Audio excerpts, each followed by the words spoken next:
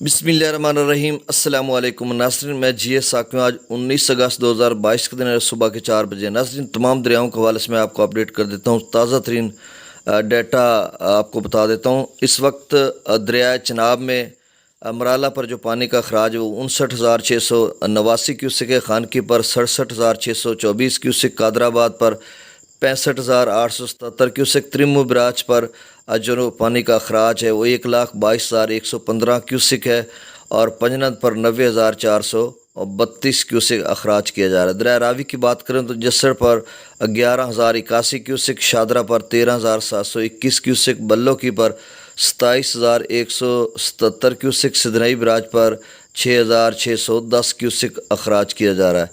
دریائے ستلج کی بات کریں تو گنڈا سنگھ پر نیلہ سلیمان کی پر 6,591 کیوسک ہے، اور اسلام پر 1,231 کیوسک اخراج کیا جا رہا ہے۔ دریائے جہلم کی بات کریں تو منگلہ پر 7,115 کیوسک اخراج ہے، رسول پر جو آمد ہے وہ 6,000 کیوسک کے قریب ہے اور اخراج نہیں ہو رہا۔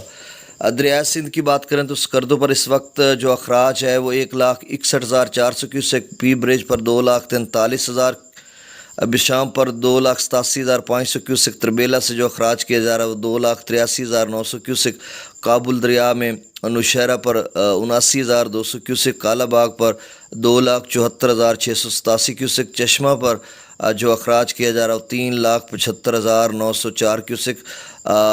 نچلے سیبل کے درمیانے درجے کا سیلاب ہے چشمہ پر، چشمہ سے آگے گڈو تک، سکھر تک۔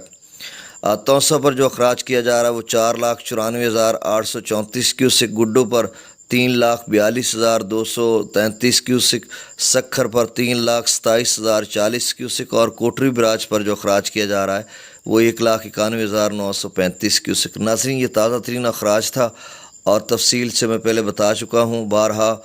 اب انشاءاللہ میں 8 بجے آپ کو اپڈیٹ کروں گا، پھر 1 بجے تجزیہ کریں گے کہ کیا صورتحال رہے گی۔ اب توسا پہ پانی کم ہو رہا ہے، اب گڈو پر 1-2 روز میں بلند ہوگا، تو یہ صورتحال ہے انشاءاللہ۔ جو نئے ناظرین ہیں میرے اس یوٹیوب چینل کو سبسکرائب کریں۔ بہت شکریہ، اللہ حافظ۔